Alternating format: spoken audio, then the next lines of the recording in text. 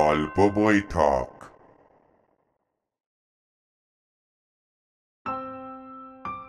Madly FM presents গল্প বৈঠক।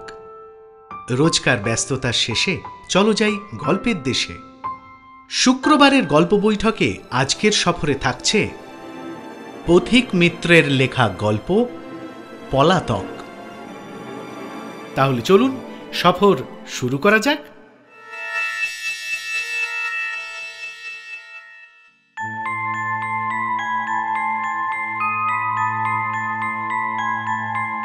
You can run, but you can't hide.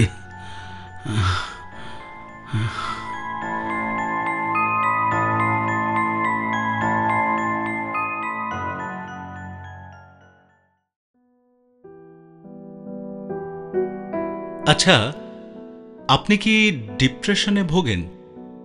মানে থেকে থেকে আপনার মন খারাপ হয়, রাগ হয়, ভয় লাগে? হঠাৎ হঠাৎ কাউকে দেখেই গলা টিপে ধরতে ইচ্ছে করে, দম বন্ধ হয়ে আসতে চায়, মনে হয় পালিয়ে যাই, মনে হয় এমন কোথাও পালিয়ে যাই যেখানে একটা চেনা মুখ আর দেখতে হবে না, এমন কোথাও যেখানে আপনাকে কেউ চেনে না, চিনতে চায় না।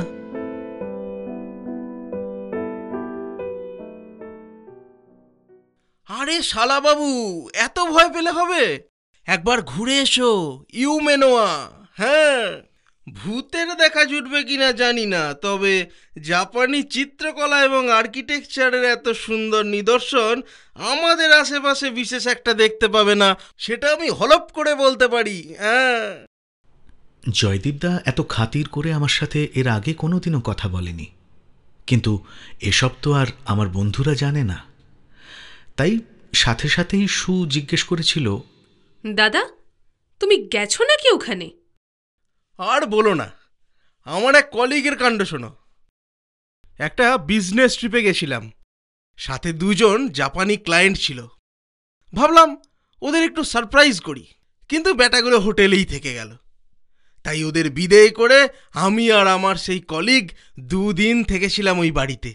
বিশ্বাস করবে না, নিরিবিলি পলিউশন ফ্রি এলাকায় থেকে আমি নিজেও চাঙ্গা হয়ে গেছি।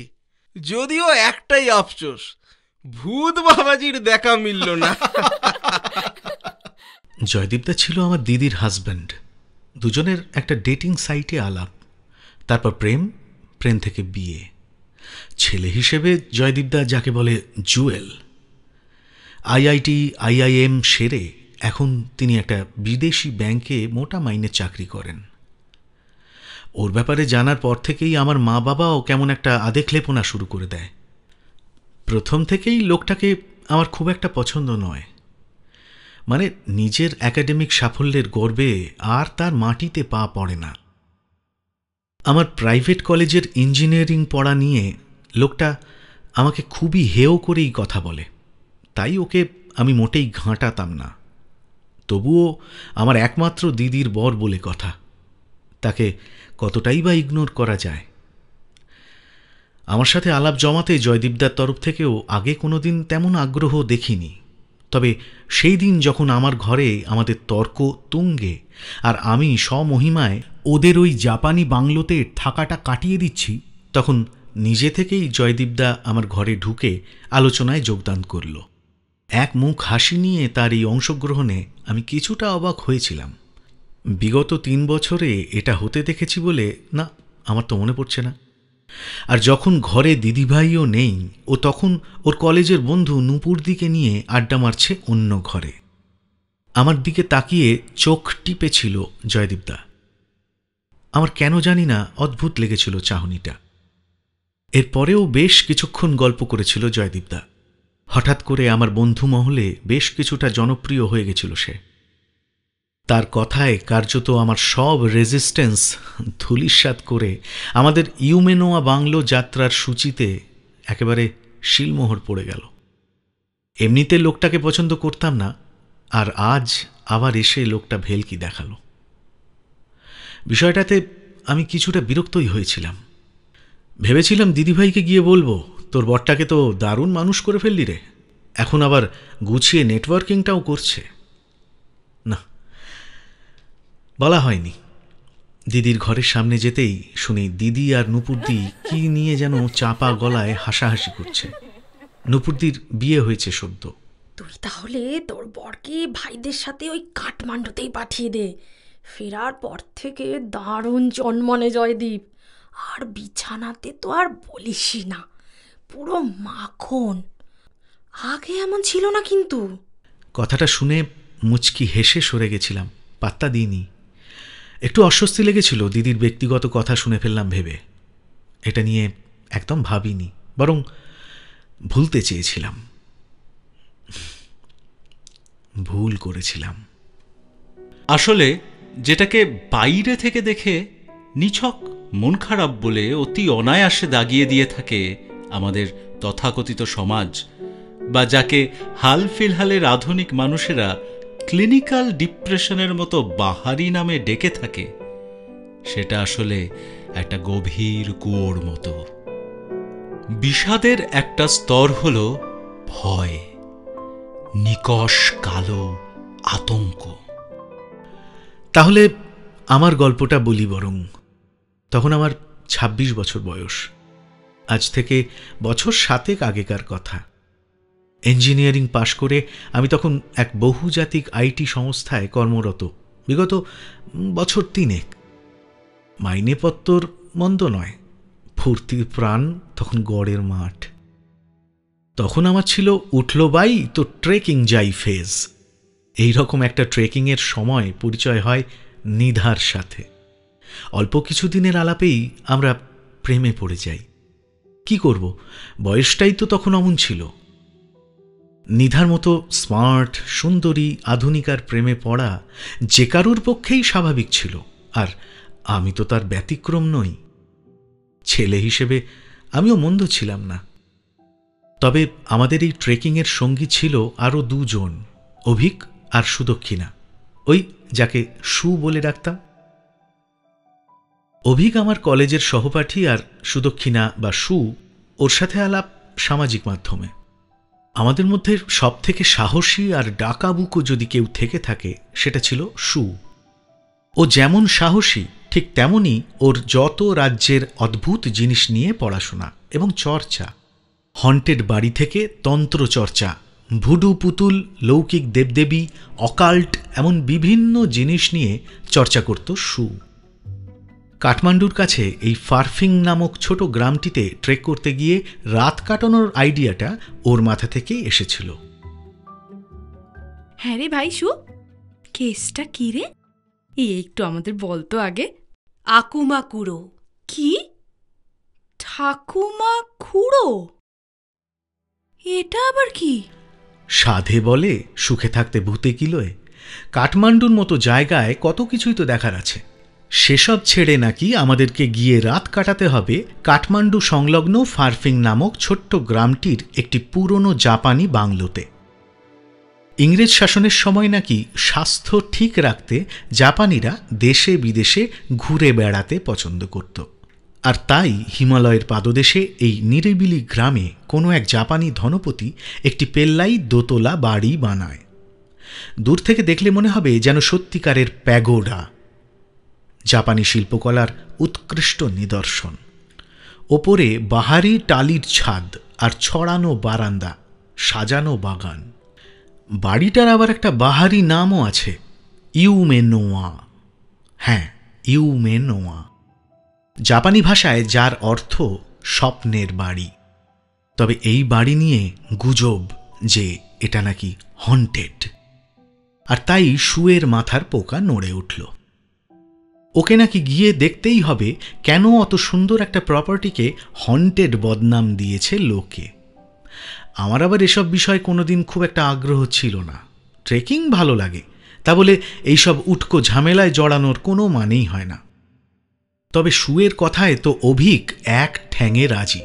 আসলে মালটার অনেক দিন থেকেই শুকে পছন্দ, কিন্তু ঠিক বলে উঠতে পারছে না। তাই ওর সমর্থনটা তাও মানা যায়। কিন্তু নিধা, ওর যে কি হলো, ওরও নাকি গোটা বিষয়টা ভয়ানক থ্রিলিং লাগতে শুরু করেছিল। আশ্চর্য। ওদের গোটা বিষয়টা আমি নাকচ করেই দিয়েছিলাম। তখন বাদ সাধল জয়দীপদা। এখানেই একটা খটকা ছিল, আমি দেখেও দেখতে পাইনি। পাল্টে যাওয়া অনেক রকমের হয়। তার মধ্যে একটা ধরন হলো যেখানে গোটা মানুষটা রাতারাতি বদলে যায়, অথচ চেহারা ছবি সেই একই থাকে।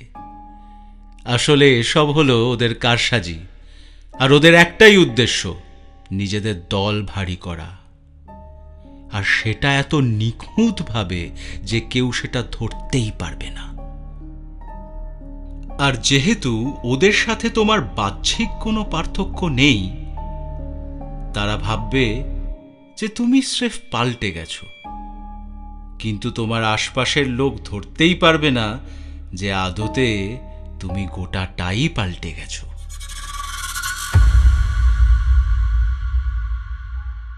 আমার ভয়ের আরও একটা বিরাট কারণ আছে, সেটা হলো ওরা কিন্তু জানে যে আমি জানি ওরা আছে, আর তাই ওরা আমাকে খুঁজছে।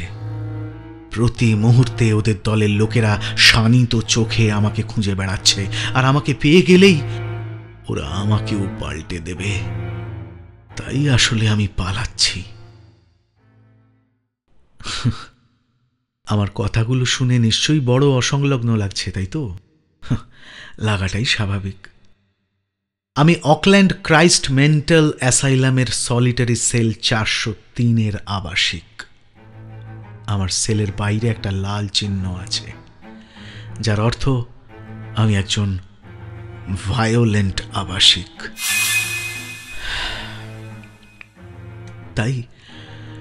তাই আমাকে সবার থেকে আলাদা রাখা হয়। হবে নাই বা কেন বলুন? আমি সজ্ঞানে আমার 7 মাসের অন্তঃসত্ত্বা দিদিকে ধাক্কা দিয়ে সিঁড়ি থেকে ফেলে দিয়েছিলাম।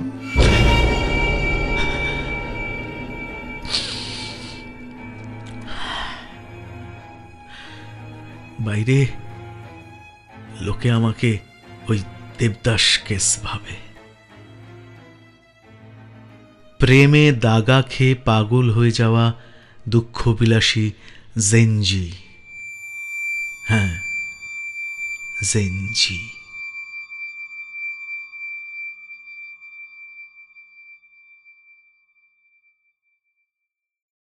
আজ থেকে 7 বছর আগে আমার 2 বছরের প্রেমিকা নিধা আমাকে ছেড়ে দিয়ে আমাদের কমন ফ্রেন্ড অভিককে বিয়ে করেছিল। আজকাল এইসব ক্ষেত্রে আমাদের প্রজন্মের ছেলেপুলেরা চূড়ান্ত নেশা করা থেকে শুরু করে হাতের শিরা কাটার মতো অনেক কিছুই করে থাকে। কাজেই আপাত দৃষ্টিতে যে আমার গল্পটা আলাদা, সেটা কাউকে ঠিক বিশ্বাস করাতে আমি পারবো না। আমার সমস্যাটা সবাইকে বোঝানো অসম্ভব। আসলে আমার সমস্যা ছিল নিধার পাল্টে যাওয়া নিয়ে। শুধু নিধা নয়, অভিক আর নিধা দুজনেই রাতারাতি পাল্টে গেছিল, জানেন তো। আবার মুখ চেপে হাসলেন। মানুষের পাল্টে যাওয়া আর কি এমন বিরল ব্যাপার। কাঠমান্ডুতে গিয়ে পশুপতিনাথ মন্দির আর বৌদ্ধস্তূপ দেখে আমরা দরবার স্কোয়ারে গিয়ে মোমো আর থুকপা খাচ্ছিলাম। তবে গোটা গ্রুপে এসব দেখার আগ্রহ যেন একাই আমার। বাকিদের সবার মন পড়ে আছে ওই ফারফিং নামক গ্রামের জাপানি বাংলোটার জন্য। নিধা তো রীতিমতো তাড়া দিতে লাগলো আমাদের। সু এমনিতে চুপচাপ ছিল। সকাল থেকেই দেখি কি এক খবরের কাগজ দিয়ে মলাট দেওয়া এক পুরনো বই নিয়ে পড়ে আছে। মন্দির দেখা, ছবি তোলা এসব কোনো কিছুতেই ওর আগ্রহ নেই। এদিকে সুকে ইমপ্রেস করতে ব্যাটা অভিক আগে ভাগে অনলাইনে বুক করে নিয়েছে এই বাংলোটা। না, যদিও কোনো টাকা পয়সা দিতে হয়নি, এটাই বাঁচোয়া। এবার গিয়ে দেখব পুরো বিষয়টাই ভোঁভা। বেশ হবে, তখন আবার ফিরে আসবো এই শহরে। আমার ভীষণ বিরক্তি লাগছিল, জানেন। মনে হচ্ছিল গোটা বিষয়টা কি ভয়ানক অর্থহীন। একটা পুরনো ভুতুড়ে বাড়িতে থাকবো বলে কিনা আমরা নেপালে এলাম। গাড়িতে উঠে আমার চোখে মুখে এই বিরক্তি ফুটে বেরোতে দেখে নিধা ওর কুখ্যাত হত্যাকারী হাসিটা ছুড়ে দিয়ে বলল, এই নীল, কি হয়েছে বলতো? এত স্পয়েল স্পোর্ট হোস না। আরে ভাব, ওই রকম একটা ভিনটেজ জাপানি ভিলাতে কি কি সব অদ্ভুত অভিজ্ঞতার সম্মুখীন হতে পারি আমরা। আমার তো ভেবেই শিহরণ জাগছে। আর তুই কি না? আচ্ছা সু, আমরা এই বাড়িটাতে ঠিক কি এক্সপেক্ট করতে পারি বলতো? তখন নিজেকে সামলাতে না পেরে বললাম, জাপানি বাড়ি যখন, তাহলে দেখবি নিশ্চয়ই ড্রাম ড্রাম জাপানি তেল সঞ্চিত করে রাখা আছে। সু ওর মুখের সামনে ধরে থাকা বইটা নামিয়ে চোখ কচলাচ্ছে থেকে থেকেই। সেটা লক্ষ্য করে আমি বললাম, কি রে সু, ভূতের দুঃখে কেঁদে ফেললি নাকি? আমার কথায় বিন্দুমাত্র পাত্তা না দিয়ে সু নিজের চোখের কন্ট্যাক্ট লেন্সটা বের করে চোখ ডলতে লাগলো। ওর বাঁ চোখটা লাল হয়ে গেছে। পালের লেন্স একটা, বাঁ চোখে পড়লেই জ্বালা করে, এর থেকে চশমা আমার ঢের ভালো। বলে বাঁ চোখের লেন্সটা বক্সের মধ্যে পুরে দাঁতে গার্ডারটা চেপে চুলটা খুলে আবার বাঁধতে লাগলো। অভিক হাঁ করে সেটা দেখতে লাগলো। কি দেখতে পাবি বলাটা মুশকিল, তবে এই বাড়িটা যে ভদ্রলোক বানিয়েছেন বলে ধরা হচ্ছে, তিনি কিন্তু খুব এক্সাইটিং। অ্যাটলিস্ট আমি যে বইটা পড়ছি সেটা অনুযায়ী। কেমন কেমন? এই বাড়িটার মালিক ছিলেন আকিরো ওয়াশিরা নামে এক ধনকুবের। পৈতৃক সূত্রে প্রচুর অর্থের মালিক এই ভদ্রলোকের বিচিত্র বিচিত্র শখ ছিল ছোট থেকেই। পয়সা করে নিয়ে যেহেতু বিশেষ চাপ ছিল না, তাই তার শখ পূরণে কেউ বাধা দেয়নি। প্রাথমিকভাবে তার শখ ছিল জাদুকর হওয়ার। একসময় টোকিওতে রেগুলার শো করতেন এই আকিরো, কিন্তু কিছুদিন পর এই শখের থেকে জন্ম নেয় নতুন একটি শখ, দেশ বিদেশের তন্ত্র সাধনা আর অকাল্ট চর্চা। প্রায় বছর দশেকের জন্য সে বিভিন্ন দেশ ঘুরে শেষে দেশে ফিরে আসে। তখন তার বয়স 40-এর ঘরে। এবার তার বাবা জোর করে তার বিয়ে দিয়ে দেন। তার দাম্পত্য জীবন নিয়ে বিশেষ কিছু জানা যায় না, তবে 1915 সাল নাগাদ কোনো একটা দুর্ঘটনায় তার একমাত্র কন্যা ও স্ত্রীর মৃত্যু হয়। তারপর আকিরোর শরীর ভাঙতে থাকে। 1917 নাগাদ সে কাঠমান্ডুতে এসে এই বাড়িটা বানায়। তখন তার বয়স প্রায় 60। এরপর প্রায় বছর 20 সে এখানেই থাকে।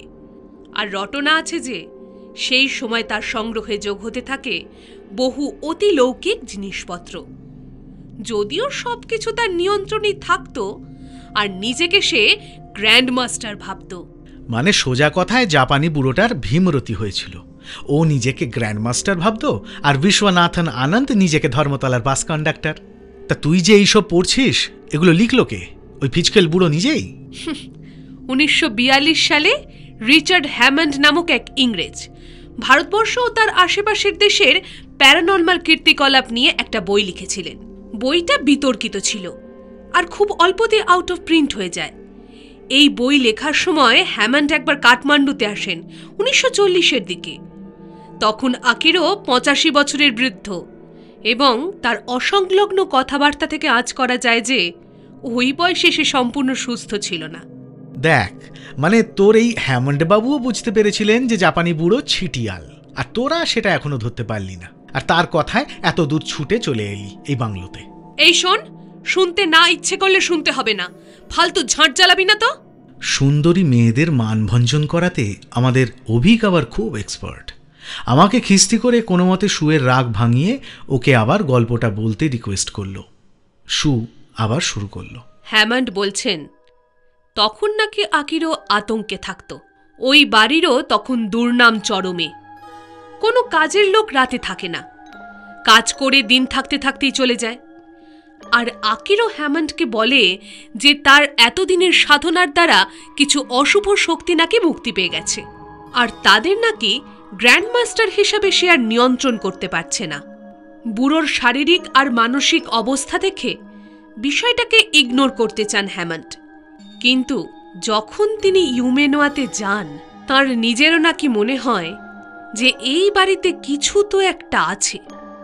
তবে আর একটা ব্যাপার তিনি উল্লেখ করেন যেটা খুব উইয়ার্ড, জানিস তো? আর এটার প্রমাণও পেয়েছিলেন নাকি হ্যামন্ড। সেটা কি রে? আকিরো নাকি নিজেই নিজের একটা চোখ গেলে দিয়েছিল।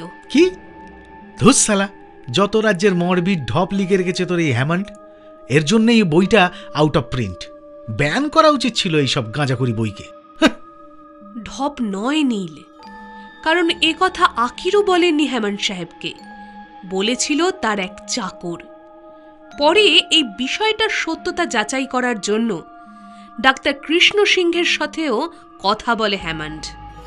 তিনিও বিষয়টা কনফার্ম করেন। তার মতেও বুড়োর ভীমরতি হয়েছিল। তবে এটা করার আগেই নাকি সে ডাক্তারকে ডেকে পাঠান চাকর দিয়ে। হেমন্ত বলছেন জাপানি বুড়ো একটা চোখে অনেকটা জলদস্যুদের মতো একটা পট্টি দিয়ে রাখত। আচ্ছা, তারপর? তারপর কি হলো সেটা ঠিক এই বইতে লেখা নেই, তবে বিভিন্ন খবরের কাগজ বা নেট ঘেটে যা পেয়েছি তাতে মনে হয় বুড়ো মারা যায় 1943 নাগাদ। তারপর এক ইংরেজ বাড়িটা কেনে। তার মেয়ে একটি দুর্ঘটনায় ছাদ থেকে পড়ে মারা যায় ওই 1950 নাগাদ। তারপর সে বাড়িটা এক নেপালি ভদ্রলোককে বেচে দেয় জলের দরে। তারা বছর 10 ছিল এই বাড়িতে। তারপর তাদের বৃদ্ধ বাবা মা একটা দুর্ঘটনায় মারা যান। সেই থেকেই বাড়িটা হন্টেড তকমা পেয়েছে। মালিকানা হাত বদল হতে থাকলেও কেউ থাকে না সেরকম। হালে বছর 3 আগে এক ব্যবসায়ী এটা কিনে পরিষ্কার টরিষ্কার করে লোকজন ভাড়া দিচ্ছে। লোকটা হেভি চালু মাল তো। দেখেছে এই ভাগাড়ে পুরনো বাড়িতে কেই বা এসে থাকবে, তাই এই হন্টেড তকমাটা লাগিয়ে দিয়েছে। অসাধারণ বিজনেস আইডিয়া বলতেই হবে। তা এই নতুন করে বিগত 2 বছরে যে লোকজন বসবাস করছে সেখানে কটা দুর্ঘটনা ঘটেছে? একটাও না। তবে কি তবে? ওই যে বৃদ্ধ দম্পতি ছাদ থেকে পড়ে মারা গিয়েছিলেন, তারা প্রায় অন্ধ ছিলেন আর কোনোদিন ছাদে যেতেনও না।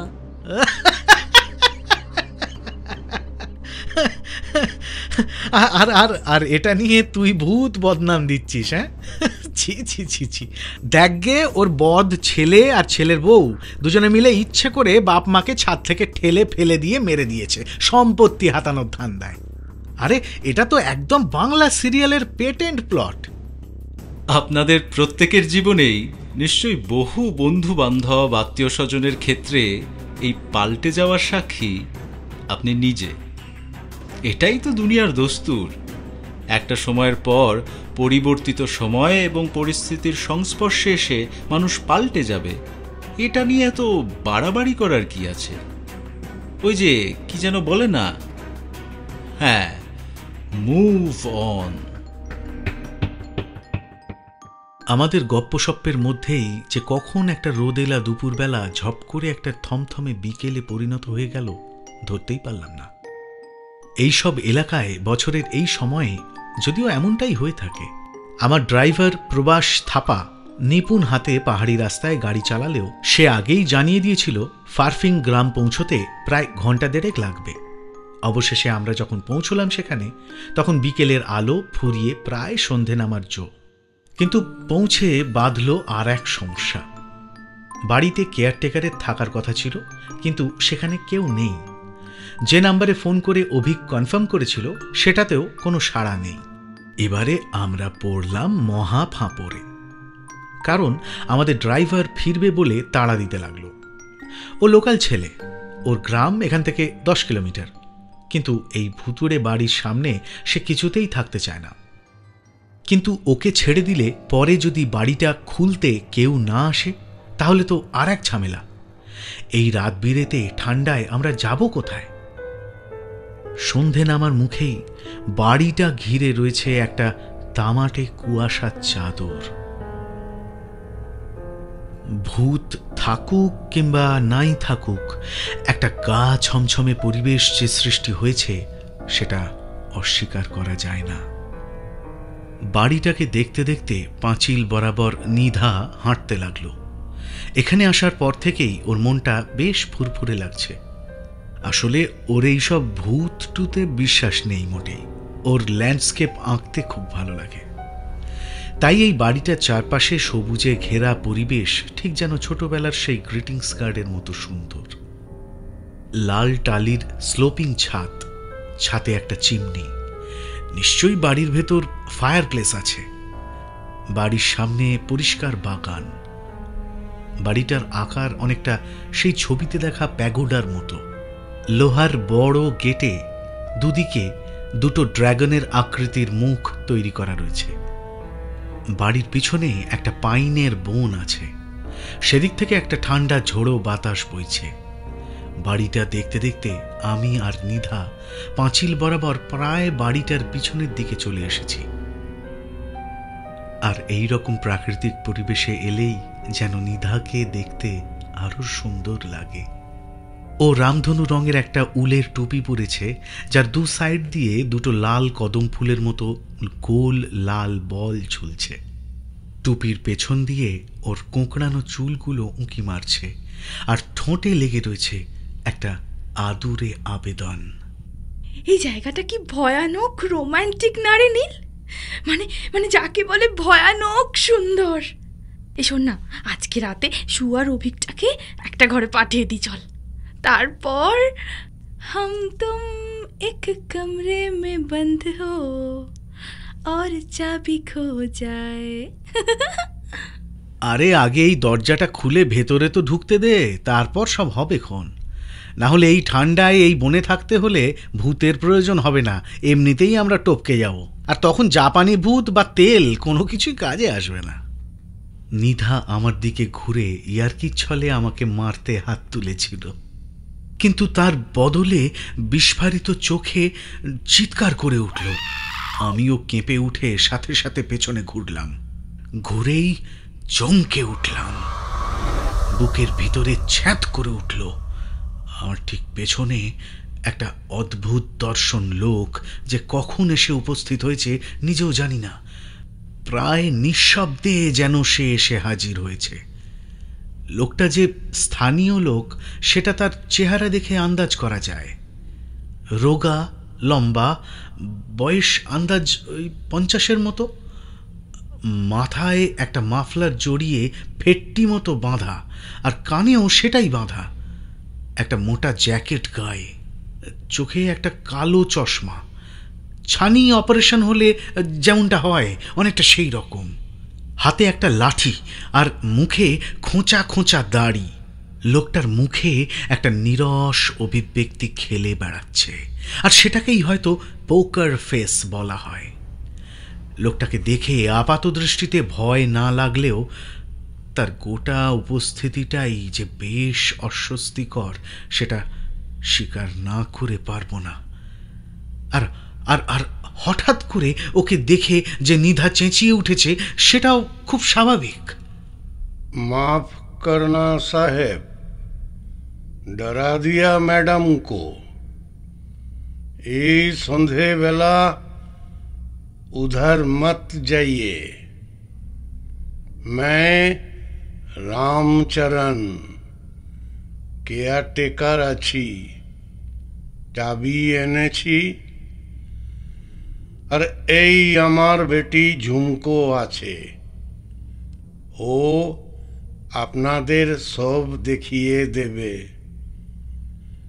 ও রাতে থাকবে, আর আপনাদের খানাও বানিয়ে দেবে। সেই মুখে কোনো আবেগের লেশ মাত্র নেই, আর চোখে তো কালো চশমা। এতক্ষণে নিধার চিৎকার শুনে সু আর অভিকু ছুটে এসেছে বাড়ির পেছন দিকটাতে। এতক্ষণে খেয়াল করিনি লোকটার পিছনে একটা মেয়ে দাঁড়িয়েছিল। এবার সে আস্তে আস্তে সামনে এলো। এই তাহলে ঝুমকো। মেয়েটার ছোট চোখ, লালচে গাল, আর সরু ঠোঁটে স্পষ্ট স্থানীয় ভাষার ছাপ লেগে আছে। কিন্তু তা সত্ত্বেও ওর মধ্যে এমন কিছু একটা ছিল যেটাকে উপেক্ষা করা যায় না। একটা অদ্ভুত আদিম বন্যতা। হ্যাঁ, বন্যতা। স্থানীয় পোশাকের উপর একটা চাদর চাপা দেওয়া, তবে চোখ দুটো অদ্ভুত, যেন একটা চুম্বকের মতো টানতে পারে। কি একটা যেন আছে ওর চাহনিতে। আমি কয়েক মুহূর্ত ওই দিকে হাঁ করে তাকিয়েছিলাম, আর সেই বিষয়টা নিধাও লক্ষ্য করেছিল। ওর কাশিতেই আমার সম্বিত ফিরল। अरे कितना फोन किया तुमको, किधर मर गया तुम? নিজের প্যাথেটিক হিন্দি উচ্চারণে এবার লোকটাকে ধমকাতে চেষ্টা করলো অভিক, কিন্তু লোকটা যেন আর কোনো কথাই শুনতে পেল না। সে খ্যাস খ্যাসে গলায় উত্তর দিল, अंदर जाइए साहब, रात हो गया है, ठंड बढ़ेगी अब, रात में सो जाना, इधर उधर घूमना मत, और जो चाहिए झुमको को बोल देना, वो कर देगी, पर बेचारी गूंगी है, बोल नहीं सकती। বিকেলের শেষ আলোকে সাক্ষী রেখেই অবশেষে আমরা ঢুকলাম ইউমেনোয়া ভিলাতে। রামচরণ আর ঝুমকো মিলে আমাদের জিনিসপত্র নিয়ে গেল হাত লাগিয়ে।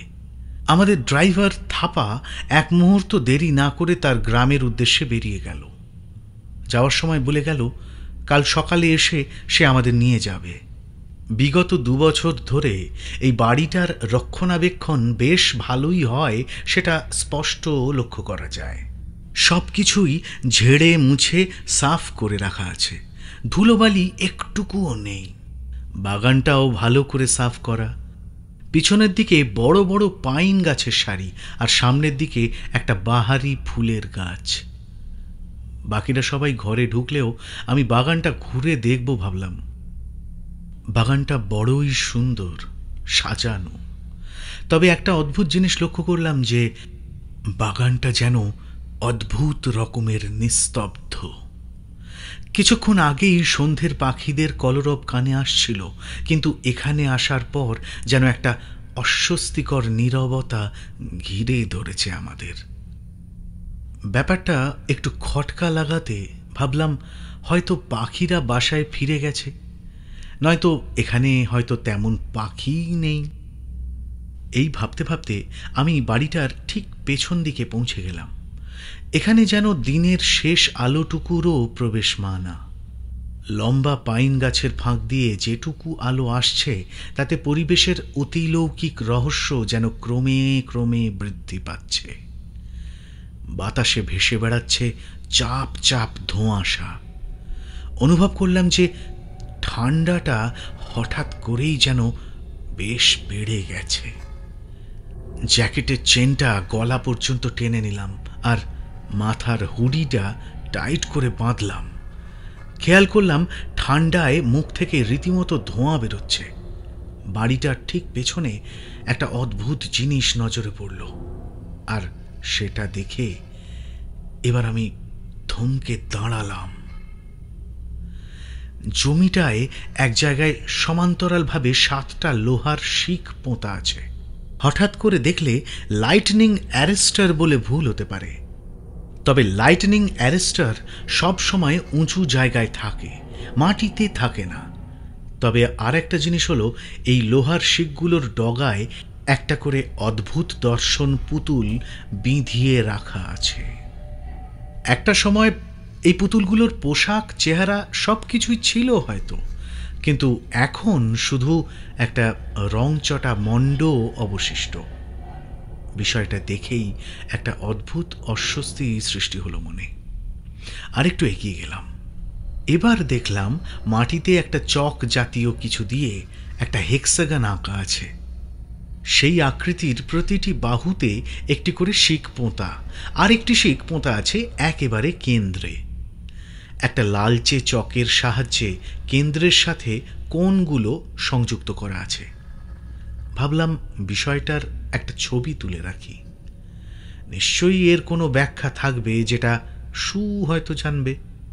পকেট থেকে ফোনটা বের করতেই দেখি হঠাৎ করে কোথা থেকে যেন একটা পেল্লাই সাইজের কাক উড়ে এসে বসেছে ওই হেক্সাগনের কেন্দ্রের শিকটার ওপরে। তার এই নিঃশব্দ আগমনে দারুণ চমকে উঠেছিলাম আমি। হঠাৎই অস্ফুট মুখে বেরিয়ে পড়েছিল, ফাক!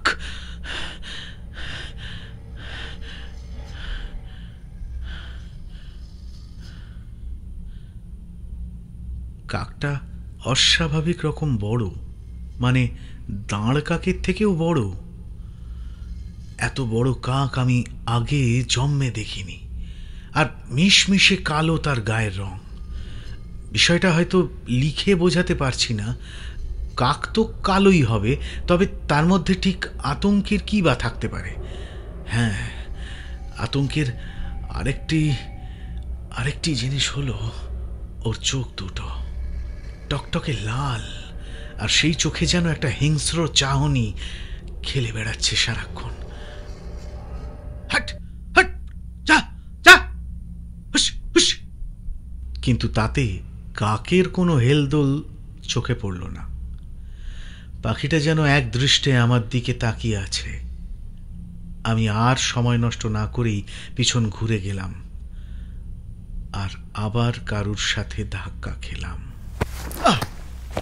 आराम से बाबूजी, मना किया ना, अंधेरा हो गया है, अंदर जाओ, रात को इधर उधर मत घूमो।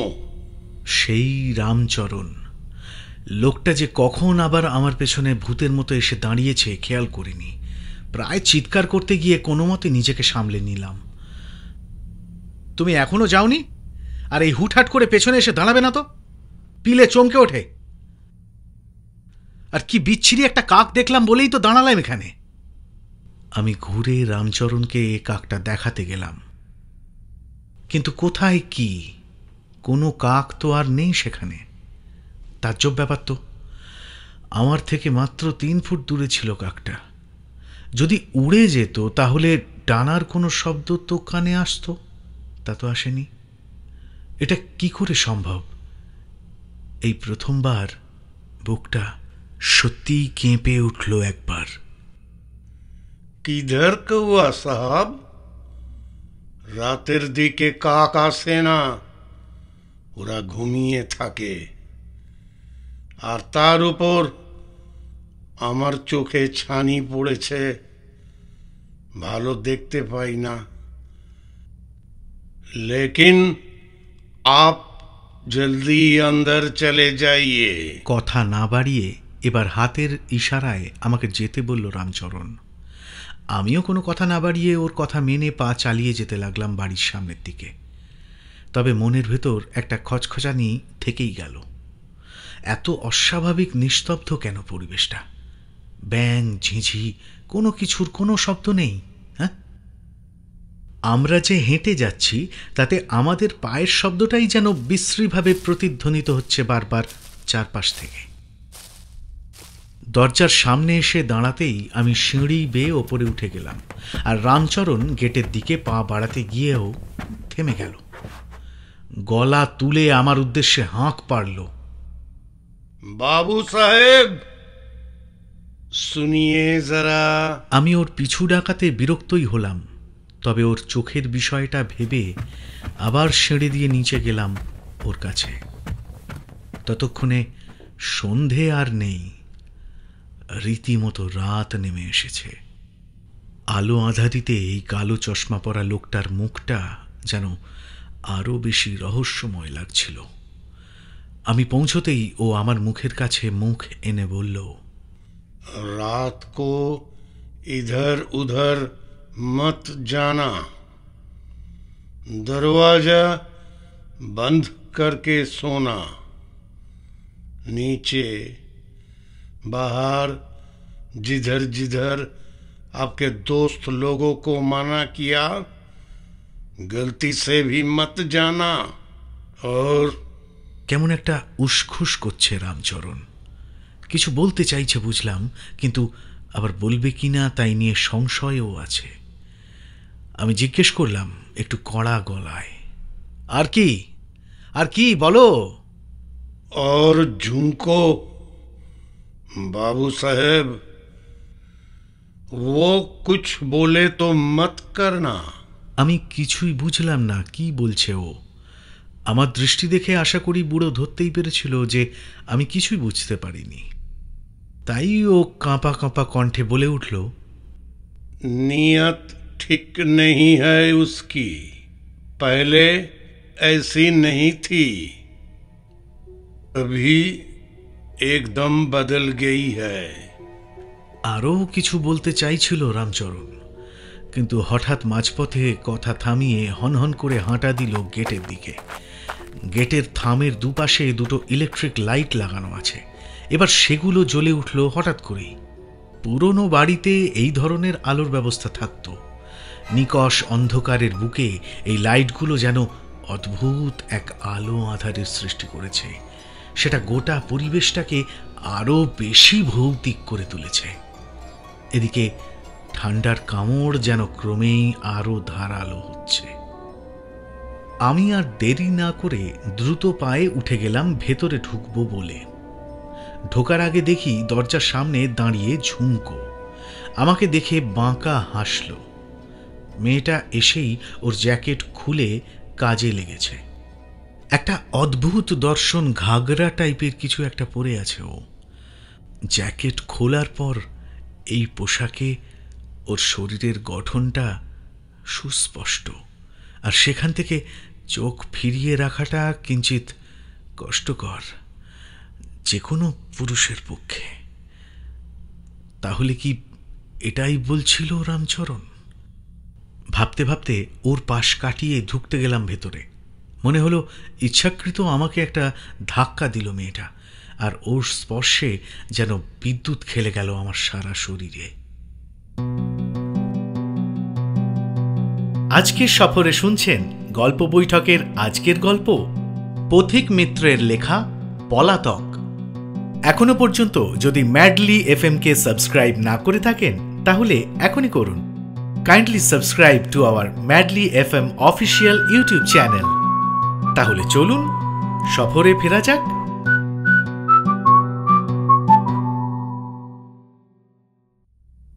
আমাকে দেখে কি চোখ টিপল মেয়েটা? না, হয়তো চোখের ভুল, তবে মেয়েটার চোখে কিছু একটা অদ্ভুত কিছু তো ছিল, যেটা কার্যত টানছিল আমায় চুম্বকের মতো। ভিলার ভেতরে প্রবেশ করা মাত্র মনে হলো যেন আমি একটা টাইম মেশিনে চেপে 100 বছর পিছিয়ে গেছি। বাড়ির মালিক যে একাধারে ধনবান ও রুচিশীল ছিলেন সেটা এই বাড়ির প্রতিটা কোণা দেখলেই ঠাহর করা যেতে পারে। উঁচু উঁচু সিলিং থেকে ঝুলন্ত চাইনিজ ল্যান্টার্ন কিংবা দেওয়াল জুড়ে সাজানো অদ্ভুত জাপানি পোর্ট্রেট, কিংবা জানলায় ঝোলানো বাহারি লাল কালো জাপানি নকশা করা কাঠের পর্দা, সব কিছুতেই একটা সাবেকি বুনেদিয়ানার ছাপ সুস্পষ্ট। আর তার মধ্যে একটা বড় পোর্ট্রেট, সম্ভবত আকিরোর নিজের। জাপানি কিমোনো পোশাক আর এক চোখে ওই জলদস্যুদের মতো পট্টি দেখেই আন্দাজ করলাম। জাপানে সাধারণত সমস্ত টেবিল বিছানা 2-3 ফুটের বেশি উঁচু হয় না। এখানেও মূলত সব ফার্নিচার সেরকমই। জাপানিরা মূলত মাটিতে বসতেই পছন্দ করে। একটা বড় কাঠের ডাইনিং টেবিল আছে এই হলে, তার সঙ্গে মুখোমুখি প্রায় 30 জনের বসার ব্যবস্থা। টেবিলের ওপরে বাহারি ক্যান্ডেল স্ট্যান্ডে সুগন্ধি মোমবাতি জ্বলছে। একটা মিষ্টি পাহাড়ি গন্ধ। সম্ভবত এখানকার স্থানীয় লোকেরাই এই মোমবাতিগুলো বানিয়েছে। দেখেই বোঝা যাচ্ছে এই আসবাবগুলো সম্ভবত গৃহকর্তার ইংরেজদের সাথে মাখামাখি করার প্রতীক। এছাড়া এই ঘরে আর দর্শনীয় যা যা রয়েছে তা হলো 2 দেওয়াল জুড়ে এক অতিকায় বইয়ের তাক। তাতে কমপক্ষে 1000খানেক বই আছে নিশ্চয়ই। আর সেই তাক থেকে বইগুলোকে পাড়ার জন্য একটা বাহারি শৌখিন মইও আছে। নিচের তলার গোটাটাই প্রায় বসার ঘর কাম স্টাডি বলা যেতে পারে, যদিও পাশে 2 ছোট বন্ধ ঘর ও বাথরুম আছে। এই বন্ধ ঘর দুটির দরজায় একটি বাহারি ড্রাগন আঁকা, আর স্টাডি লাগোয়া একটা রান্নাঘর আছে যেখানে এখন ঝুমকো নামক মেয়েটি আমাদের রাতের খাবারের বন্দোবস্ত করছে। এরপর একটা বাহারি কাঠের নকশা করা সিঁড়ি বেয়ে আমাদেরকে ওপরে উঠতে হবে। সেখানে আমাদের জন্য 2 বেডরুম রেডি করা আছে। এছাড়াও আরও 2 বেডরুম আছে, তবে সেগুলো বন্ধ করা। সিঁড়ির পাশের দেওয়ালে আবার পোর্ট্রেটের বদলে সাজানো আছে দেশ বিদেশের বিভিন্ন উদ্ভট মুখোশ। তাদের মধ্যে কয়েকটা এতটাই বদখত দেখতে যে হুট করে চোখে পড়লে পিলে চমকে যায়। মোটের ওপর গোটা বাড়িতে ভূত থাকুক আর নাই থাকুক, মানুষকে ভয় পাওয়ানোর জন্য পর্যাপ্ত উপকরণ মজুত করে রেখেছিল ওই জাপানি বুড়ো। আমি ঘরে ঢুকে দেখলাম সু মাটিতে বসে একটা তাকিয়াতে হেলান দিয়ে বইয়ের তাক থেকে বেশ কয়েকটা বই নামিয়ে এক মনে একটা বই পড়ছে। ওর বাঁ চোখটা বেশ লাল হয়ে গেছে লেন্সের সমস্যায়, তাই ওকে এই কম আলোতে বই পড়তে বারণ করলাম, কিন্তু ওকে বোঝানো আমার সাধ্য নয়। নিধার স্বভাব বাইরে থেকে এসে ফ্রেশ হয়ে নেওয়া, তাই আন্দাজ করলাম ও নিশ্চয়ই ওপরে গেছে ফ্রেশ হতে। একটু আগে ওর যা রোমান্টিক মেজাজ ছিল, একবার ইচ্ছে করলো ওর কাছে যাই, কিন্তু ঠিক সে মুহূর্তে খপ করে আমার হাত চেপে ধরল অভিক। আমার কানের কাছে মুখ এনে ফিসফিস করে বলে, झुमका गिरा रे बरेली के बाजार में, झुमका गिरा झुमका गिरा हाय हाय हाय झुमका। এই এই আমার কি হলো বে? ভাই, ওই ঝুমকো মালটা না যাতা সিগন্যাল দিচ্ছে রে। বয়স তো হয়েছে, বোবা বলে বিয়ে শাদী হচ্ছে না, কিন্তু শরীরের খিদে কে সামলাবে? আমি ওর চোখে মুখে একটা খিদে স্পষ্ট দেখতে পাচ্ছি রে ভাই। জিসম কি ভুক। এই পাগল নাকি? খুব সাবধান শালা, বলে রাখলাম, লোকাল গ্রামের লোক কেলিয়ে পাছার ছাল ছাড়িয়ে নেবে রে হতবাগা। জোর জবরদস্তি করে বিয়ে পর্যন্ত দিয়ে দিতে পারে। একদম এইসব উটকো ঝামেলায় জড়াবি না তো। যত রাজ্যের পাগলামো তোর মাথায়। এই দুদিন আগে শু শু করে পাগল ছিলি, আর এখন কিনা ঝুমকো। যত সব। ধুর, ছাড় তো শুয়ের কথা। সেই থেকে দেখছি কি ছাতার মাথা এক বই নিয়ে বসেই আছে।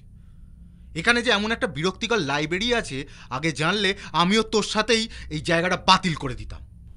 এর মধ্যেই দেখলাম রান্নাঘর থেকে বাহারি পোর্সেলিনের নকশা করা টি পটে করে চা আর গরম পকোড়া নিয়ে আসছে ঝুমকো। ওকে আসতে দেখেই একটা উদ্ভট হাসি খেলে গেল অভিকের মুখে, এবং একটা হিন্দি গান গাইতে গাইতে অভিক এগিয়ে গেল ঝুমকোর দিকে। जब भी कोई लड़की देखूं मेरा दिल दीवाना बोले ओले ओले ओले ओले ओले ओले। ए झुमको, উফ, ঝুমকো, হেল্প করব? লাগবে আমার হেল্প? এতক্ষণে ফ্রেশ হয়ে ওপর থেকে সিঁড়ি বেয়ে নিচে নেমে এসেছে নিধা। একটা ঢোলা ফুল হাতা টি শার্ট আর পাজামা পরে ওপরে একটা শাল জড়িয়ে নিয়েছে। গোলাপি রঙের মিকি মাউস আঁকা এই পায়জামাটা আবার নিধার খুব প্রিয়। ওকে দেখতে কিন্তু আজ সন্ধ্যায় একটু বেশি মিষ্টি লাগছে। কী ব্যাপার কে জানে? এই পরিবেশে কি আমরা সবাই হঠাৎ করেই রোমান্টিক হয়ে উঠছি? নেমেই নিধা সোজা গিয়ে সুকে বলল, এই একটা অদ্ভুত জিনিস খেয়াল করলি? এই গোটা বাড়িটাতে কোথাও কোনো আয়না নেই, না বাথরুমে না বেডরুমে। এত শৌখিন সব ফার্নিচার, কিন্তু একটাও আয়না নেই। স্ট্রেঞ্জ। এতে একদম স্ট্রেঞ্জের কিছুই তো নেই ভাই। জাপানি দাদুর তো বউ গার্লফ্রেন্ড কেউ ছিল না। একেই পাগলাটে বুড়ো, তার ওপর রাজ্যের বই পড়তো, তাই আয়না লাগানোর কোনো দরকার মনে করেনি। সোজা হিসেব। কি বললি? ঠিক দেখেছিস? হঠাৎ যেন একটা তন্দ্রার থেকে জেগে উঠে প্রশ্ন করল সু। ওর চোখে মুখে একটা চাপা টেনশন খেয়াল করলাম আমি এই প্রথম। কিছু একটা বিষয় ওকে ভাবাচ্ছে, পরিষ্কার বুঝতে পারছি। ওকে ব্যাপারটা জিজ্ঞেস করতে যাব তার আগেই ঝট করে উঠে পড়ল সু। নিধার হাতটা ধরে হ্যাঁচকা টান মেরে বলল, চল তো একবার গিয়ে দেখে আসি। নিধাও বাধা না দিয়ে দুজনেই চলল ওপরটা দেখতে।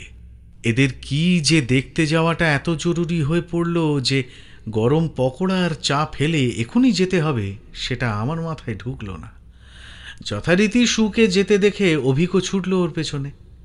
আমি অগত্যা যাব বলে পা বাড়াতে যাব, ঠিক এমন সময়ে অনুভব করলাম একটা বরফ ঠান্ডা স্পর্শ।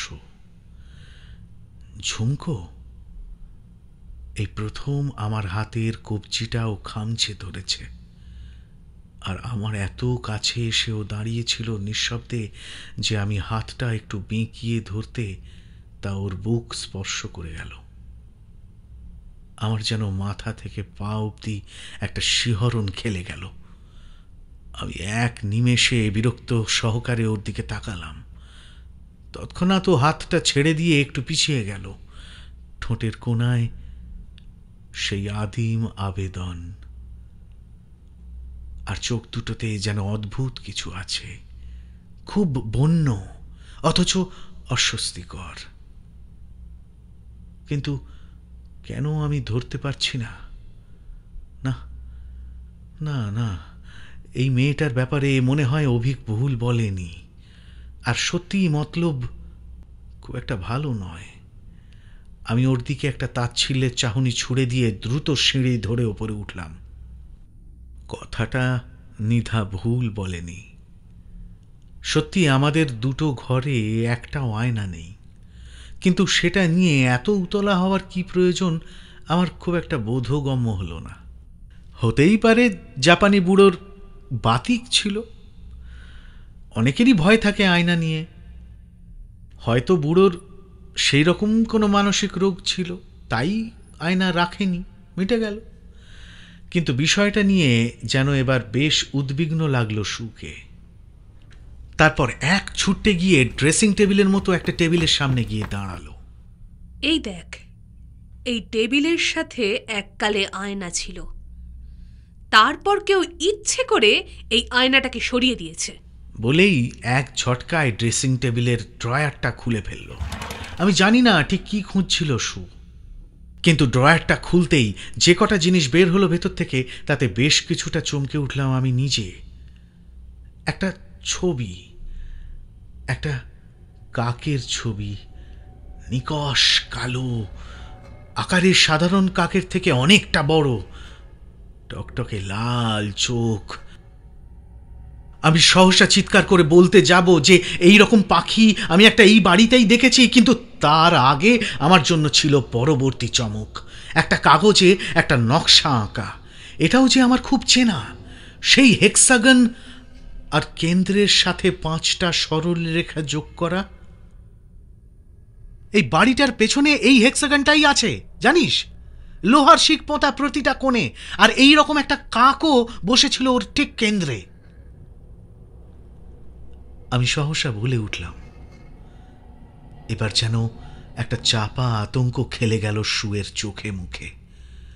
এই প্রথম ওর মতো ডেয়ার ডেভিল মেয়েটার মুখটা রীতিমতো শুকিয়ে যেতে দেখলাম। শিকের ডগায় নিশ্চয়ই এরকম একটা জাপানি পুতুল বেঁধানো ছিল বলেই ফ্যাকাশে মুখে সু ড্রয়ারের ভিতর থেকে ওই রকম একটা বিবর্ণ জাপানি পুতুল টেনে বার করল। ওটা দেখে আমার বুকের ভেতরটাও এবার কেঁপে উঠল। তারপর ড্রয়ার থেকে একটা অদ্ভুত জিনিস বার করল সু। প্রথমেই দেখে মনে হবে এক গাছা সাদা সুতো, কিন্তু পরক্ষণেই ভুল ভেঙে যাবে। না, সুতো নয়, এটা তো একগাছা মানুষের সাদা চুল। জিনিসটা দেখলে ভয় পাওয়ার ঠিক কোনো না কোনো কারণ না থাকলেও ওটা দেখা মাত্রই যেন আমার শিরদাঁড়া বেয়ে একটা আতঙ্কের ঠান্ডা স্রোত নেমে গেল। একটা শিরশিরানি খেয়ে গেল শরীর জুড়ে। সু এক ছুটে গিয়ে পাশের ঘরে ড্রেসিং টেবিলটাও চেক করল। সেই এক জিনিস সেখানেও রয়েছে। অভিক, অভিক, লক্ষ্মীটি, তোর ওই থাপার ড্রাইভারকে একবার কল করে দেখ না রে। আমরা দরকার হলে ওর গ্রামে থেকে যাব। ওকে বল আমাদের এখান থেকে নিয়ে যেতে। আরে ধুর, শুধু কিনা বেকার বেকার ভয় পাস না তো। এখানে পাহাড়ি রাস্তাঘাট, তারপর জমিয়ে কুয়াশা। এতক্ষণে গিয়ে দেখ গে, থাপা খেয়ে দে ঘুমিয়ে পড়েছে। তবে তুই এতটা বমকে গেলি কেন বলতো? কি বুঝলি এত বইপত্তর ঘেঁটে? আমাদেরও একটু বল শুনি। আকুমা হলো জাপানি উপকথার এক ভয়ানক অপদেবতা। মানুষের যে কোনো রিপুকে উস্কে দিয়ে তাকে পাপ করানোটাই এর মূল উদ্দেশ্য। আর খুব অনায়াসে আকুমা আর তার সন্তানেরা যে কোনো মানুষের শরীর দখল করে নিয়ে যৌন সঙ্গম করতে উদ্ধত হতো। সেই সঙ্গমের ফলে যে বাচ্চা ভূমিষ্ঠ হতো সে আপাত দৃষ্টিতে মানুষের মতোই দেখতে হতো, কিন্তু তার জীবনেও একটাই লক্ষ্য, আরো বেশি করে মানুষের শরীর দখল করে নেওয়া। এই করে তারা আস্তে আস্তে গোটা বিশ্বের ওপর দখল করতে চেয়েছিল। কিন্তু উপকথা অনুযায়ী কোনো এক জাপানি সাধক, যাকে আবার গ্র্যান্ড মাস্টার বলে সম্বোধন করা হতো, সে নাকি কোনো এক জাদু বলে এই আকুমাদের একটা অন্য দুনিয়াতে বা পোর্টালে কয়েদ করে রাখতে সক্ষম হয়েছিলেন। সেই দুনিয়ার নাম কুরো, যার আক্ষরিক অর্থ হল অন্ধকার। আবার আবার আকিরো ওয়াশিরাও নিজেকে গ্র্যান্ড মাস্টার বলতো না? আমার মনে হয় আকিরো কোনো গুপ্ত সমিতির সঙ্গে যুক্ত ছিলেন। জাপানে এমন অনেক গুপ্ত সমিতির ব্যাপারে কানাঘুষো শোনা যায়। এরা রীতিমতো নিয়মিত তন্ত্রচর্চা এবং অকাল্ট চর্চা করতেন। এমন কোন সমিতির সর্বেসর্বা বা গ্র্যান্ড মাস্টার ছিলেন সম্ভবত এই আকিরো।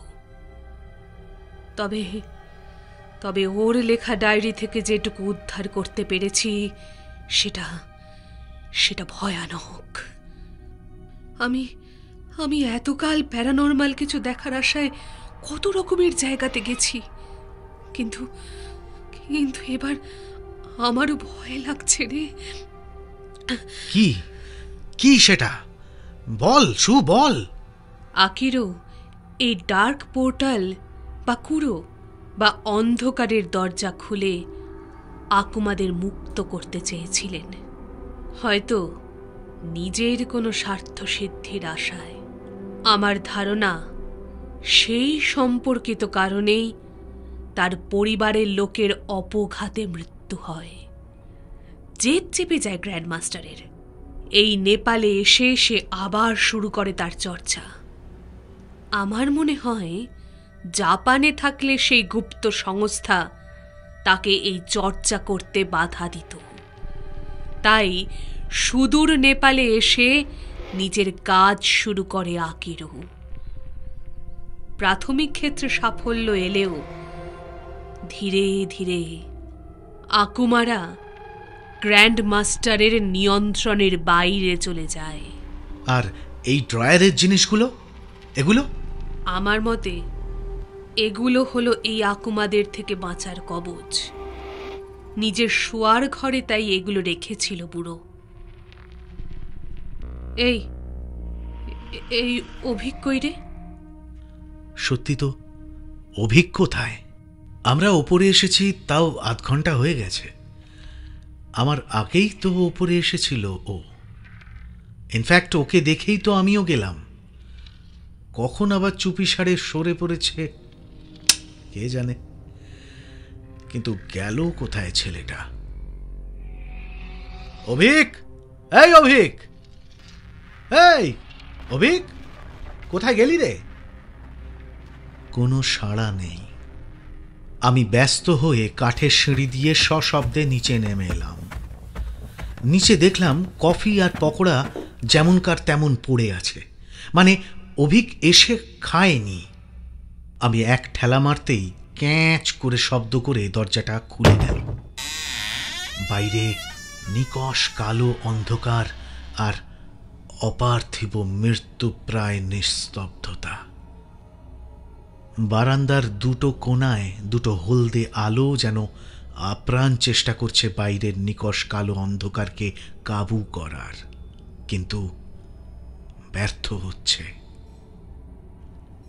বাইরে এতটাই নিস্তব্ধতা যে আলোর গায়ে কিছু মথ জাতীয় পোকা আশ্রয় নিয়েছে। তাদের ডানা ঝাপটানোর শব্দটাও যেন কানে এসে বিঁধছে। আরো দুবার ডাকলাম অভিকের নাম ধরে। অভিক, অভিক, এই অভিক, এই অভিক, এই কোথায় তুই, কোথায় তুই, কোথায় তুই? অন্ধকার জঙ্গল যেন প্রতিধ্বনি রূপে আমার সেই চিৎকারটাই ফিরিয়ে দিল আমার কাছে। এবার এই ঠান্ডাতেও অনুভব করতে পারলাম আমার কপালে বিন্দু বিন্দু ঘাম জমেছে। দরজা বন্ধ করে ভিতরে ঢুকে দেখি রান্নাঘরের দিক থেকে গুটি গুটি পায়ে এগিয়ে আসছে অভিক। ওকে দেখেই চূড়ান্ত বিরক্ত লাগলো আমার। শালা, ডাকছিলাম এতবার শুনতে পাচ্ছিলি না? ভয় পাইয়ে দিয়েছিলি তো? না বলে কয়ে গেছিলি কোথায়? হ্যাঁ? আমাকে দেখে একটা অদ্ভুত হাসি ছুড়ে দিয়ে বলল, বাবা গো, শোন না ভাই, আমার না ওই শুয়ের ওই ভাট শোনার কোনো ইচ্ছে নেই। আমি আমার জিনিস খুঁজে নিয়েছি।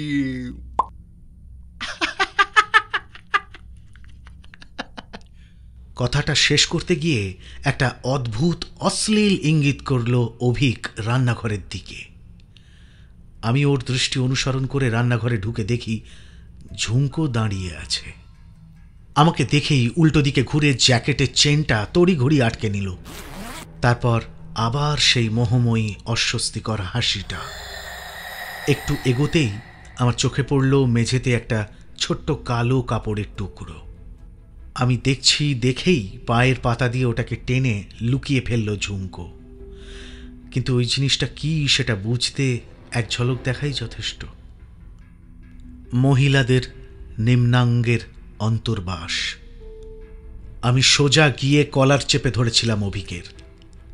ও বেটা বাইরে গিয়ে সিগারেট খাচ্ছিল আবার। তবে অদ্ভুত বিষয় যে আমার কলার চেপে ধরার পর ও রীতিমতো মারমুখী হয়ে উঠেছিল। আমাদের মধ্যে হাতাহাতিটা বিশ্রী রূপ নেওয়ার আগেই আমাদের কোনো মতে থামায় সু আর নিধা। এর আগে কখনো আমার আর অভিকের মধ্যে এমন হাতাহাতি টাইপের কোনো ঘটনা ঘটেনি। তাই খুব স্বাভাবিক নিয়মেই গ্রুপে একটা থমথমে ভাব এসে গেছে। এদিকে ঝুমকোকে ডিনারে ভাত আর মুরগির ঝোল রান্না করতে বলা হয়েছে। আমরা চুপচাপ খেয়ে কথা না বাড়িয়ে শোয়ার ঘরে গিয়ে বসলাম। দেখ, এই আকুমাদের আর একটা বৈশিষ্ট্য হলো ওরা নানান ধরনের ইলিউশন বা হ্যালুসিনেশন সৃষ্টি করতে পারে।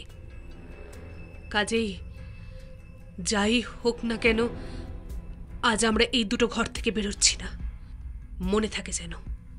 আর কি বল?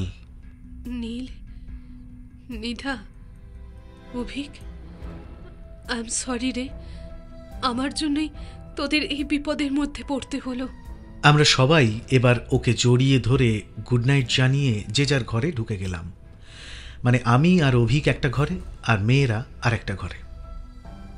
আমি লক্ষ্য করছিলাম যে অভিকের হাবে ভাবে একটা অদ্ভুত তাচ্ছিল্যের ভাব, যেন কিছুই হয়নি।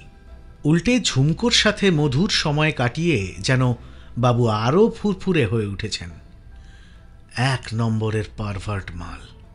আমার থেকে থেকে ওর ওপর ভীষণ রাগ হচ্ছিল, তবু আমি কোনো কথা বাড়ালাম না। সারাদিনের ক্লান্তি যেন নিমেষে চোখের পাতায় ঘুম হয়ে নেমে এলো। রাতে একটা ছেঁড়া ছেঁড়া স্বপ্ন দেখেছিলাম। এক জাপানি বুড়ো কাঁধে ওই কাকটাকে নিয়ে অবদ্ধ ভাষায় কী সব যেন মন্ত্র উচ্চারণ করছে, আর চারিদিক থেকে একটা উগ্র শ্বাস প্রশ্বাসের আওয়াজ আসছে। আওয়াজটা এতই অস্বস্তিকর যে ঘুম ভাঙতে সময় লাগলো না। এই ঠান্ডাতেও রীতিমতো ঘাম হচ্ছে বুঝতে পারলাম। ঘুম ভেঙে পাশ ফিরে একটা জলের বোতল থেকে কিছুটা জল খেয়ে চমকে উঠলাম। অভিক নেই তো। এমন কিছু একটা যে ঘটতে পারে তার আন্দাজ একেবারে করিনি তা নয়, তবে অভিক যে সত্যিই এতটা রিপুতাড়িত হতে পারে সেটা ভেবে দেখিনি। একবার ভাবলাম যা হচ্ছে হোক গিয়ে, কিন্তু পর মুহূর্তে মনে হলো যদি এই ঝুমকো মেয়েটা আমাদের ফাঁসাবার জন্য এইসব প্ল্যান করে থাকে, সুকে জানিয়ে দেওয়া উচিত। দরজার বাইরে থেকে উঁকি মারলাম। আবছা আলো আঁধারিতে দেখা যাচ্ছে করিডোরটা। একটা অপার্থিব নীরবতা খেলে বেড়াচ্ছে আলো ছায়ার লুকোচুরিতে। ঘর থেকে বেরিয়ে মেয়েদের ঘরের দরজা নক করলাম। দরজা খুলল সু। ওর চোখে মুখে চাপা আতঙ্ক। আমার কথা শুনে বিস্ফারিত দৃষ্টিতে আমাকে দেখে ঘরের মধ্যে 3 পা পিছিয়ে গেল। তারপর কাঁপা কাঁপা কণ্ঠে বলল, নীল, ভিতরে আয় তো। আমার বিরক্ত লাগলো। এখন কোথায় অভিককে খুঁজব? তবু কথা না বাড়িয়ে আমি ওদের ঘরের ভেতর ঢুকে পড়লাম। আমাকে ঢুকতে দেখে 2 হাতে মাথা চেপে সু মাটিতে বসে পড়ল। সর্বনাশ হয়ে গেছে নীল, তুই তো আধ ঘন্টা আগে এসে অভিককে খুঁজবি বলে নিধাকে নিয়ে চলে গেলি। আমি বারণ করেছিলাম, নিধা আমাকে সেলফিশ বলে জোর করে সরিয়ে বেরিয়ে গেল। কথাটা শুনে পায়ের তলা থেকে যেন মাটি সরে গেল আমার। নিধার কোনো বিপদ হলে আমি নিজেকে ক্ষমা করতে পারবো না কোনোদিন। আর 1 মুহূর্ত সময় নষ্ট না করে ঘর থেকে আমি ছুটে বেরিয়ে পড়লাম। আমার বেরোবার সময় অসহায় চোখে আমার দিকে তাকিয়েছিল Sue. You can run, but you can't hide. একতলায় নামার পর যেন হঠাৎ করে ঠান্ডাটা বেশ কিছুটা বেড়ে গেল। ডাইনিং টেবিলের ওপরে জ্বলতে থাকা সুগন্ধি মোমবাতিগুলো এখন প্রায় নিভু নিভু, তবে বাতাসে একটা মিষ্টি সুবাস ভেসে বেড়াচ্ছে। হলে আলো দুটো জ্বলছে বটে, তবে আশেপাশের নিকষ কালো অন্ধকারে যেন সেই আলোগুলো বড়ই ফিকে লাগছে। কিন্তু একটা ক্ষীণ শব্দ কানে আসছে না? হ্যাঁ, ওই তো, ওই কোণার দিক থেকে। কিসের শব্দ? মনে হচ্ছে শ্বাস প্রশ্বাসের শব্দ, নাকি নারী কণ্ঠের কোনো চিৎকার। হ্যাঁ, এই ভাবনাটা মনে আসতেই চোয়ালটা শক্ত হয়ে উঠল আমার। কি করে রাতারাতি এত পাল্টে গেল অভিক? ভয়ানক রাগ হলো। শব্দের উৎস লক্ষ্য করে দ্রুত পা চালালাম। হলের একেবারে শেষ প্রান্তে যে ড্রাগনের ছবি আঁকা দরজা দুটোতে তালা ছিল, তার একটা খোলা, আর সেই ঘর থেকেই আসছে শব্দটা। সমস্ত সাবধানতা সতর্কবাণী ভুলে আমি ঘরে ঢুকতে গিয়ে থমকে দাঁড়ালাম। বুক কেঁপে উঠল। মাটিতে ওটা কি পড়ে আছে? এই পায়জামাটা নিধার না? হ্যাঁ, ওই তো মিকি মাউস আঁকা। জিনিসটা দেখার পর মুহূর্তেই যেন একটা চণ্ডাল রাগ ভর করলো আমার মাথায়। পাগলের মতো গজরাতে গজরাতে ঢুকে গেলাম ঘরের ভেতর। তামাটে ধোঁয়াশা ভেদ করে একটা নীলচে আলো খেলে বেড়াচ্ছে ঘরটাতে। এই ঘরটার দেওয়ালগুলো অদ্ভুত অদ্ভুত ছবি দিয়ে সাজানো, আর একটা কোণায় রাখা একটা মস্ত বড় আয়না। আয়নাটা আমার দিকে পিছন করে রাখা, আর সেই আয়নার সামনে যেটা নীলচে আলো আঁধারিতে দেখেছিলাম, তাতে আমার পায়ের তলার মাটি সরে গিয়েছিল চিরতরে। আতঙ্কে অবশ হয়ে গিয়েছিল আমার সকল ইন্দ্রিয়। 3টি অনাবৃত শরীর আদিম খেলায় মত্ত। কামুক আর উন্মত্ত চিৎকারের শব্দে ধ্বনিত হচ্ছে নিস্তব্ধ রাত্রির পরিবেশ। অভিক, ঝুমকো, আর এটা কি দেখছি আমি? নিধা। আমি নিধার নাম ধরে চিৎকার করতে যাব, হঠাৎ শুনলাম কে যেন বলে উঠল, নীল, আয়নার সামনে যেও না, ফিরে যাও। মনের ভুল ভেবেই ছিলাম, কিন্তু হঠাৎ মনে হলো এটা জয়দীপদার গলার স্বর না। আমার মাথা কাজ করছে না তখন। আমি চিৎকার করে উঠলাম নিধার নাম ধরে। আমার চিৎকার শুনে আমার দিকে ওরা ঘুরে দাঁড়ালো। শঙ্খ লাগা সাপের মতো নিজেকে মুক্ত করে উঠে দাঁড়ালো ঝুমকো। কি ভয়ানক লাস্যময়ী সেই অনাবৃত শরীরটা। শরীরের প্রতিটি ভাঁজে ভাঁজে যেন অবদমিত কামের হাতছানি। একটা প্রবল কামনার ঢেউ যেন আছড়ে পড়ল আমার গোটা অস্তিত্বের ওপর। আঙুলের ইশারায় আমাকে আহ্বান জানালো ঝুমকো। সেই আদিম আকুতি তার চোখে, ঠোঁটে, দেহে। নিজেকে আর ধরে রাখতে পারলাম না। কাঁপা কাঁপা পায়ে এগিয়ে গেলাম ওর দিকে। নীল, নীল, ফিরে যা, যাস না ওদিকে। এ কি? হ্যাঁ, নিধার গলার স্বর না, কিন্তু ও তো অভিকের সাথে রতিক্রিয়ায় মত্ত। তাহলে এটা কে বলল? এবার মনের ভুল নয় না, আমি এবার নিশ্চিত আমি নিধার গলা শুনেছি নিজের কানে। আয়নার ঠিক সামনে সেই হেক্সাগন আকৃতির একটা আলপনা কাটা, আর তার উপরেই এদের সেই যৌন ক্রিয়া চলছে। আমাকে কামুক নয়নে আহ্বান করছে অনাবৃত শরীরে ঝুমকো। ওর চোখে কি একটা আছে না? কোথায় দেখেছি না? এবার যেন সেই এক জিনিস অভিক আর নিধার চোখেও দেখলাম। খুব অস্বস্তিকর। ওদের প্রত্যেকের চোখের মনির কালো অংশটা যেন মাইক্রোস্কোপে দেখা প্রোটোপ্লাজমের মতো নড়ছে। মানে মনিটার যেন একটা আলাদা সত্তা আছে। জয়দীপদার চোখেও ঠিক এরকমটাই দেখেছিলাম না? আমি সেই হেক্সাগনে ঢুকতে যাব, হঠাৎ আয়নায় আমার চোখ আটকে গেল। সেখানে যা দেখলাম তাতে আতঙ্কের একটা ফাঁস যেন আমার গলা চেপে ধরল। শিরদাঁড়া বেয়ে নেমে এলো আতঙ্কের হিমশীতল এক শিহরণ। আয়নাতে রতিক্রিয়ারত তিনজনের কোনো প্রতিচ্ছবি নেই, বরং অসহায় দৃষ্টিতে তাকিয়ে আছে একাধিক মানুষ।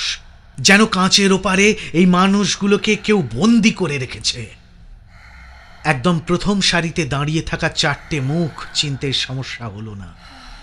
ঝুমকো, অভিক, নিধা আর জয়দীপদা। আয়নার ওপাশ থেকে সমস্বরে চেঁচিয়ে উঠল ওরা, যদিও খুব ক্ষীণ স্বর ভেসে এলো আমার কানে।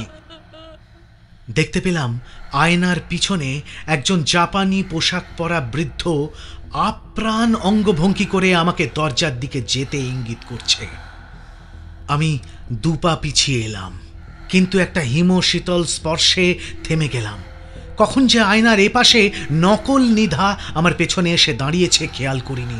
আমাকে জড়িয়ে ধরেছে নিধা, আর সামনে থেকে হাত ধরে টানছে ঝুমকো। ওদের অনাবৃত শরীরের স্পর্শে যেন আমার শরীরের প্রতিটি শিরায় শিরায়, কোষে কোষে তীব্র কামনার স্রোত প্রবাহিত হতে লেগেছে। আমি কিছুতেই নিজেকে আটকাতে পারছি না। ওরা আমাকে টেনে টেনে নিয়ে চলছে হেক্সাগনের ভেতরে। যেন আদিম ঘুমে আমার দু চোখ ভারী হয়ে আসছে। নিজের অবশিষ্ট চেতনার শেষ সম্বল করে আমি চেষ্টা করছি প্রতিরোধ করার। ঠিক ঠিক সেই সময় ভেসে এলো একটা মন্ত্র উচ্চারণ। ওম অনলে অনলে বিশদ বিশদ বীর বজ্রধারি বন্দনি বজ্রপানি ফট হুম ত্রুং ফট স্বাহা। ভাষাটা চেনা নয় আমার, তবে গলাটা খুবই চেনা। সুদক্ষিণা। হ্যাঁ, সুদক্ষিণা। আওয়াজটা শুনতেই যেন ঝুমকো আর নিধার চোখের মনির সেই কালো অংশটা নড়ে চড়ে বসল। একটা লালচে আভা খেলে গেল তাদের চোখে, আর গোটা মুখে এক নিমেষে কামনার সব লেশ মুছে দিয়ে আদিম হিংস্রতা ঝলসে উঠল। কি করতে চেয়েছিল হয়তো নিজেও জানতো না, তবে ও ছুটে এসে আমাকে একটা সজোরে ধাক্কা দেওয়ায় আমি ছিটকে পড়লাম একদিকে, আর অন্যদিকে সুকে জাপটে ধরে নিল ঝুমকো। আর তারপর হেক্সাগনের ভেতর থেকে অভিক ওকে টেনে হিঁচড়ে ভেতরে আনতে শুরু করলো। আমি সাহায্যের হাত বাড়াতে যাচ্ছিলাম, সু চেঁচিয়ে উঠল, পালা পালা নীল পালা। এর পরের দৃশ্যটা আমি এখনো দুঃস্বপ্নে দেখতে পাই, আর যতবার দেখি আতঙ্কে কাঁপতে কাঁপতে আমার ঘুম ভাঙে। ওরা জোর করে আয়নার ঠিক সামনে দাঁড় করায় সুকে।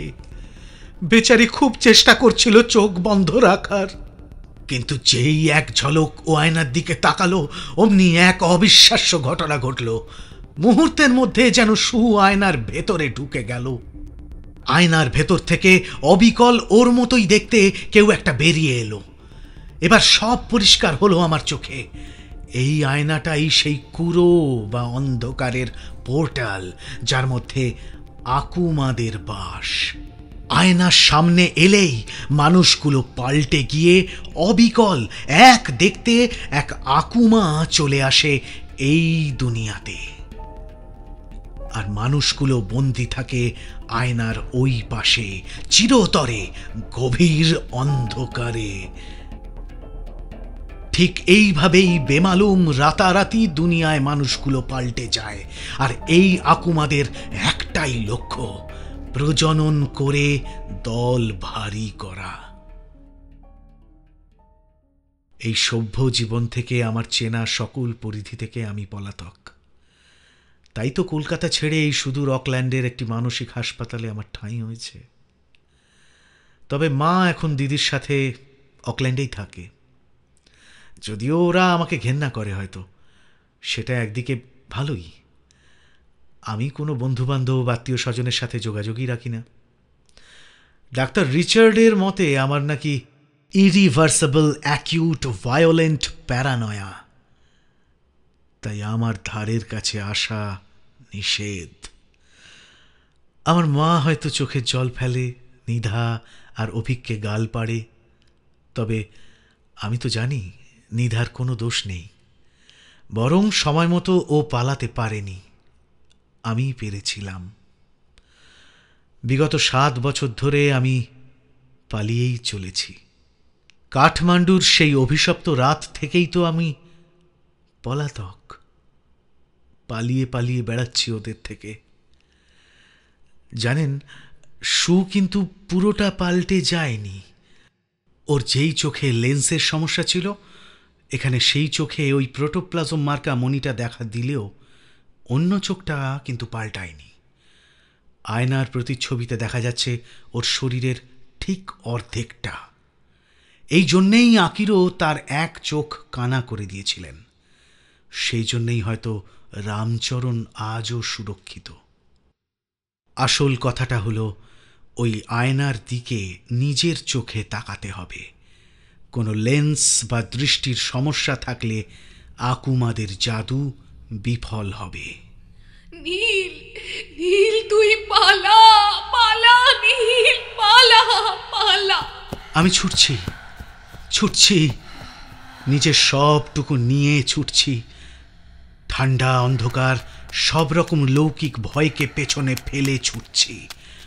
আমার পেছনে ওরা তাড়া করেছে কিনা জানি না, শুধু বাতাসে একটা আদিম শ্বাস প্রশ্বাসের তীব্র শব্দ আসছে, গোঙানির শব্দ, আকুতির শব্দ, কান্নার শব্দ।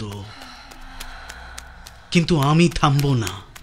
গেট টপকে নির্জন রাস্তা ধরে ছুটেই চলেছি আমি। একটা আলো আমার দিকে ধেয়ে আসছে। আমার আমার আমার খুব ঘুম পাচ্ছে। চারিদিকে চারিদিকে কেমন যেন নেমে আসছে প্রগাঢ় অন্ধকার। You can run, but you can't hide.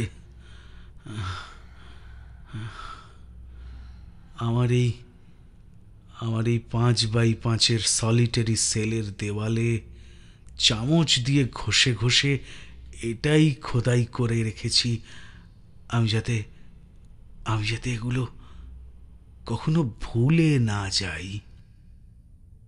প্রায় 4 দিন পরে আমার ঘুম ভেঙেছিল কাঠমান্ডুর ওই চ্যারিটি হাসপাতালে। ডাক্তারি ভাষায় ট্রমা ইনডিউসড কোমা।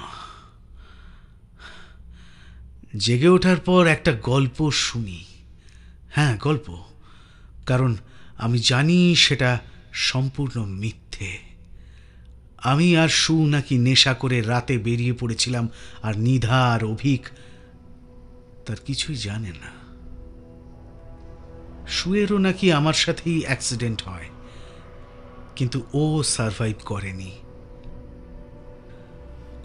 আমার ব্যাগ থেকে নাকি কি সব ড্রাগ পাওয়া গেছে।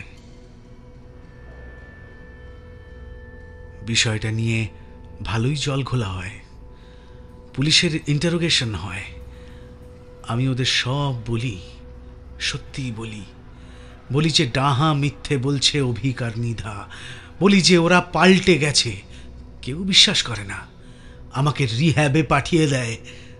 আমি 6 মাস পরে ছাড়া পাই। সব কিছু ভুলে নতুন করে শুরু করতে মনস্থির করি। অন সাইট নিয়ে অকল্যান্ড চলে আসি।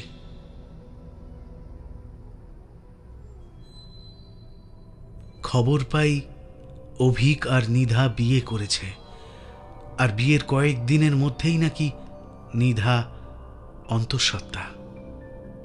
ওদের একটাই লক্ষ্য, সংখ্যা বৃদ্ধি। আমি এসব থেকে দূরেই ভালো ছিলাম, ওদের মোটেও ঘাঁটাতাম না, জানেন তো। কিন্তু ওরা জানে যে আমি ওদের চিনি। তাই যখন শুনলাম দিদি আর জয়দীপদাও অকল্যান্ড শিফট করছে, বুঝতে পারলাম ওদের লক্ষ্য আমি। ওরা আমাকে ছাড়বে না। দিদি তখন সদ্য প্রেগনেন্ট। দিদিকে আমি ইচ্ছে করেই সিঁড়ি থেকে ধাক্কা দিয়েছিলাম। এমনিতেই এই দুনিয়ায় ওরা অনেকে আছে, ওদের সংখ্যা বৃদ্ধি হতে দেওয়া যায় না। দিদির মিসক্যারেজ হয়, আর আমার প্রথমে জেল, আর পরে এই মেন্টাল অ্যাসাইলাম। দিদি আমাকে এখন ঘেন্না করে, তাই আসে না কখনো। আমি চাইও না ও আসুক। জয়দীপদার সাথে ডিভোর্স হয়েছে ওর। দিদি নাকি আর কনসিভ করতে পারবে না। এটার জন্য নাকি দায়ী একমাত্র তার পাগল ভাই আমি, নীল।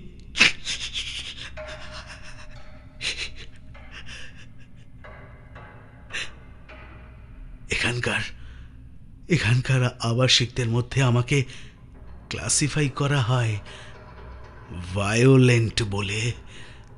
তাই আমার ধারে কাছে ডাক্তার ছাড়া আর বিশেষ কেউই আসে না। তবু আমি সতর্ক, কারণ আমি জানি ওরা জানে যে আমি এখানে, আর আমি ওদের চিনি। ওরা ঠিক আসবে একদিন আমার জন্যে, আমি জানি ওরা ঠিক আসবে।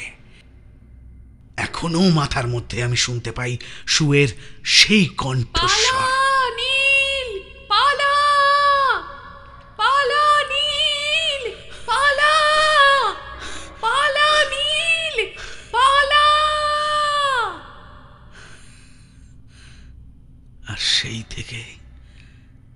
সেই থেকে আমি আমি আমি পলাতক।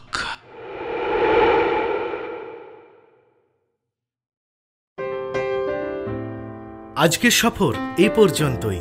কেমন ছিল আজকের এক্সপিরিয়েন্স জানাও কমেন্টে। তোমাদের লেখা গল্প আমাদেরকে পাঠাতে পারো আমাদের অফিসিয়াল অ্যাড্রেস submit.madlyfm@gmail.com এ। তাহলে শুক্রবারের গল্প বৈঠক শুনতে অবশ্যই সাবস্ক্রাইব করো ম্যাডলি এফএম কে। ভালো থেকো সবাই, আবার বৈঠক বসবে পরের শুক্রবার।